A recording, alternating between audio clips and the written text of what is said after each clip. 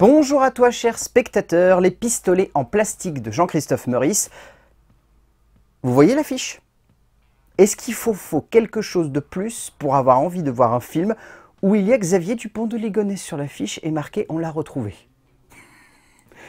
Un pitch pareil, ça me suffit à vouloir courir dans la salle pour voir ce que ça peut donner. Le résumé pour faire simple, alors que Paul Bernardin est activement recherché pour le meurtre de ses 3 enfants et de sa femme, Léa et Christine, enquêtrices Facebook de niveau 4, cherchent à découvrir où cet homme se cache. Meurice est un de ces réalisateurs qui m'amuse pour son besoin d'être bien irrévérencieux comme il faut, mais surtout particulièrement divertissant. Je ne vais pas vous dire que Les Pistolets en plastique est un film révolutionnaire en termes de comédie. Mais dans son genre, Meurice a cette logique et cette manière de concevoir l'humour comme étant quelque chose toujours à fleur de peau, qui va être entre l'irrévérencieux, le politiquement incorrect et l'outrancier, qui fait que cet équilibre qu'il trouve au milieu de tout ça donne lieu à des films qui sont aussi potaches que parfois très réfléchis en termes d'humour et en termes de réflexion par rapport à la société dans laquelle on se trouve. On le sentait déjà dans Apnée, encore plus dans Roche Sanguine, qui pour le coup est vraiment un film acerbe, piquant et violent. Et il y a cette même intention dans Les Pistolets en plastique. Cette envie de vouloir plonger le spectateur dans un univers où il sait qu'il y a une grande part et une grande majorité de crédible et surtout de vérité, mais où il y a surtout aussi un petit peu de fantasme autour d'un personnage qui fascine encore aujourd'hui beaucoup de monde parce qu'on se demande où il est, s'il est encore vivant et s'il a réussi son coup. Et en même temps, il y a toujours cette perspective de se dire « ce mec a quand même buté toute sa famille ». Et l'équilibre à trouver entre ces deux logiques qui sont très opposées, fasciné et terrifié, et bien c'est ça en fait qui drive tout le film de Meurice, qui donne cet équilibre assez surprenant entre humour irrévérencieux et outrancier et en même temps rééquilibrage dramatique par rapport à ce qu'on doit tout de même raconter. Tout ça au sein d'un film qui vraiment est drôle, fun, divertissant et qui fait du bien en fait. Parce que ça permet de rire un petit peu de notre société actuelle sans pour autant oublier qu'on est en plein dedans.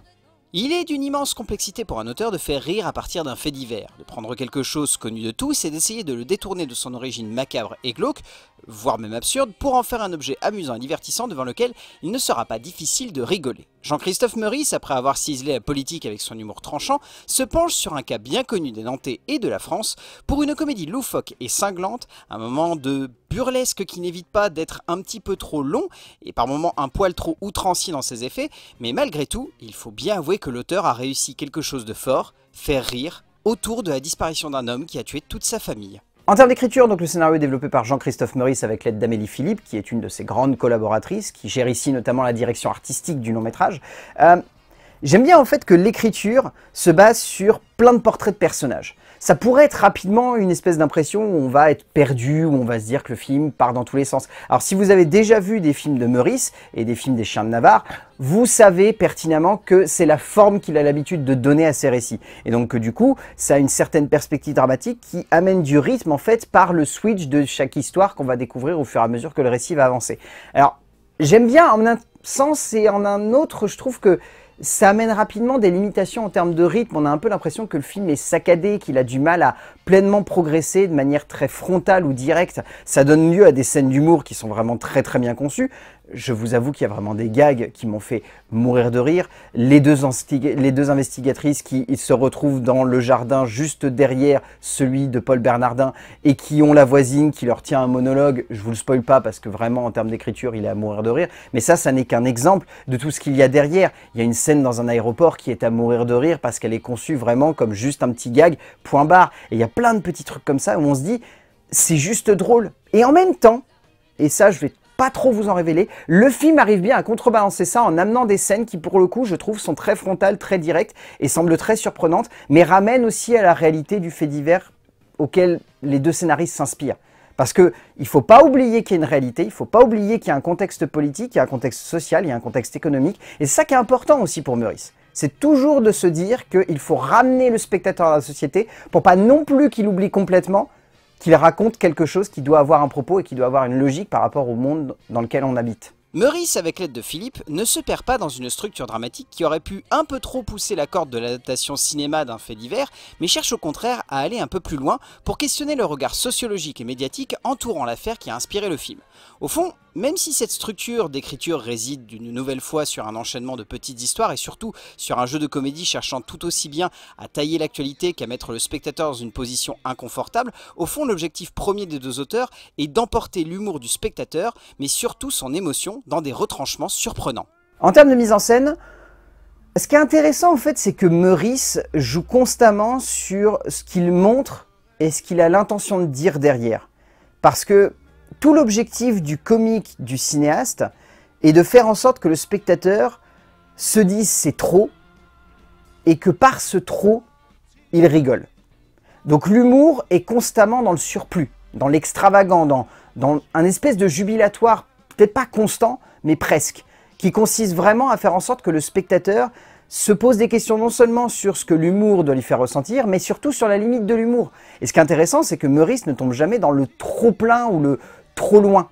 C'est quelque chose qu'on pourrait facilement imaginer au vu du sujet qu'il convoque et au vu de certaines vannes. Il y a certaines vannes, honnêtement, il y a un moment, c'est too much. Et pour autant, ça fonctionne toujours parce qu'on se dit que l'extravagance de cet humour, il a une cohérence par rapport au monde dans lequel il veut peindre ses personnages. Il veut peindre ses personnages comme étant peut-être pas des crétins, mais en tout cas des gens qui, par exemple, ont un diplôme d'investigatrice Facebook de niveau 4, tout simplement, ou sont persuadés qu'il faut être franc avec tous les autres, quitte à s'aliéner l'univers tout entier. Ou tout simplement se dire que malgré ce qu'on a commis par le passé, rien ne nous empêche de peut-être avoir une nouvelle femme qui soit une belle pépette en Argentine et qu'on soit heureux là-bas. Et l'extravagance de ces personnages, la loufoquerie en fait de leur portrait, c'est ce qui porte la mise en scène de Meurice. Parce qu'il n'a pas forcément besoin de s'appuyer sur grand chose d'autre. Il se sert très bien des décors dans lesquels il se trouve, d'une esthétique globale, d'un jeu fun avec de la musique et avec ce qu'il montre, qui en soi parle de lui-même. Et c'est tout. Et finalement, c'est ce qui porte le film et c'est ce qui le rend amusant. Meurice veut jouer encore une fois avec le spectateur, l'emporter dans une direction où il ne sait jamais vraiment si le cinéaste va opter pour un humour noir cinglant, pour une comédie potache un peu lourde, mais bien divertissante, pour un moment de genre où il ira dans le macabre pur, et en un sens, c'est la grande force de ce film. On peut reprocher au métrage d'être un peu trop long, un peu trop dans la critique sociale par moment, plus que dans le véritable divertissement comique, ou même plus dans l'œuvre provocante que dans le film à message ou à texte. Mais au fond, l'objectif du réalisateur est simple, questionner la place de l'humour face à l'une des choses les plus horribles du monde. En termes de casting, celui-ci fonctionne extrêmement bien. Déjà, Laurent Stocker dans le rôle de Paul Bernardin est à mourir de rire. Je trouve que l'acteur s'en sort à merveille et qu'il est extrêmement fort du début à la fin. Gaëtan Pau fait un parfait, innocent, suspect. Je trouve il est extraordinaire du début à la fin du film, il est à mourir de rire. Anthony Paliotti dans le rôle de Zabata est excellent. Juana Acosta, Nora Hamzaoui, Jonathan Cohen, Vincent De Dienne, Émeric Lompré, Philippe Rebaud, Romane Boringer, enfin tous, ils ont leur petite séquence marquante. Et on sent que Meurice leur donne juste la liberté nécessaire pour porter le film et en même temps être extrêmement charismatique. Et il y a surtout deux actrices que j'ai envie de faire ressortir de ce film.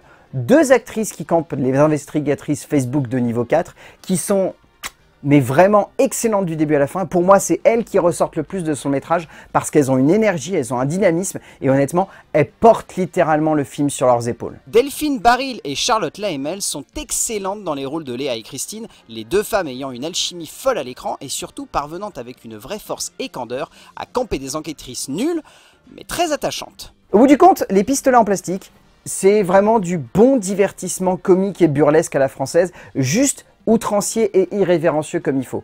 C'est pas non plus un film qui est révolutionnaire dans sa catégorie, c'est pas un film qui a envie de changer les codes de la comédie, c'est juste un film qui arrive justement à amener un contexte social, politique et piquant à une histoire que l'on connaît tous, ou si ce n'est que l'on connaît tous, dont on a bien entendu parler au vu de comment elle a été médiatisée, et Meurice s'en sert pour porter un moment de cinéma qui veut rire de ça, mais aussi nous rappeler que c'est réel, et que ça fait quand même un petit peu mal comme histoire.